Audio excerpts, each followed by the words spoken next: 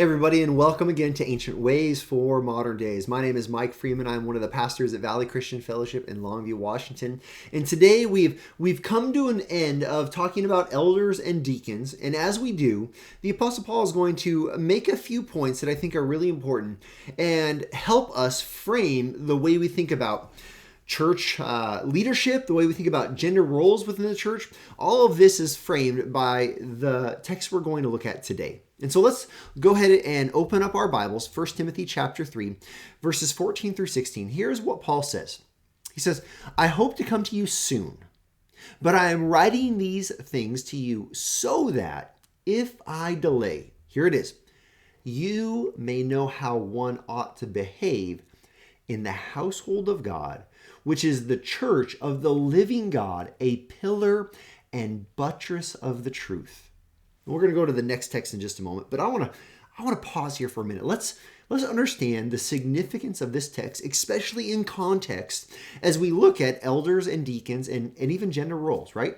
Paul says, I'm hoping to come to you soon. When I get there, I can kind of like walk through some of this with you and make sure we're all on the same page. But here's the deal. I might be delayed, and if I am delayed, I want you to know what to do. I want you to know how one ought to behave, how those who are part of the church should behave in, and look at what he calls it, the household of God. He says the household of God, the family of God, which is the church of the living God. And then he just elevates the significance of the church so much. He says, look, this is what the church is. It's not a social club. It's not an event that you go to. It's not something you spectate at. Look, the church is a pillar and buttress of the truth. A pillar is something to hold up a building. The buttress fortifies a wall. This is what the church is. It fortifies the truth. That's why these leadership roles and these gender roles are so important. Because if a church doesn't do these things, the church, it doesn't serve to be a reinforcement of the truth. It weakens the walls. The foundation is Christ. The foundation is the gospel. That will never change. But it weakens the walls. When a church begins to compromise on these things, it makes the truth weaker. Let's keep going. What is this truth? Great indeed. Here's the truth. We confess the mystery of godliness. Here it is. This is the mystery of godliness. He, Christ, was manifested in the flesh.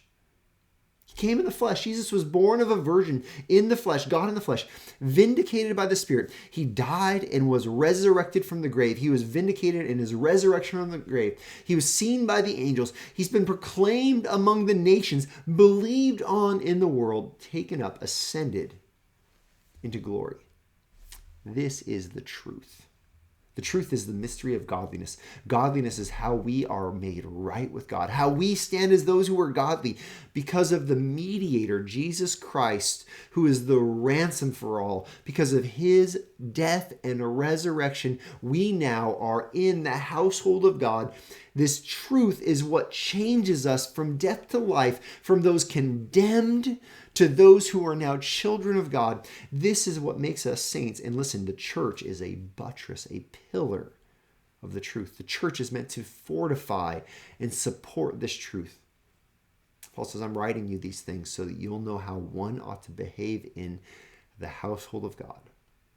In the household of God, we should behave with elders and deacons. In the household of God, men should be elders who teach and exercise authority. This is how we behave in God's household. This is not a small thing. This is not a secondary, unimportant teaching. This is how the church supports and fortifies the truth, especially in a world that is attacking it. Especially in a world that wants to diminish the truth and reject Christ. The church is the fortification for that very truth. And this is our ancient way for our modern day.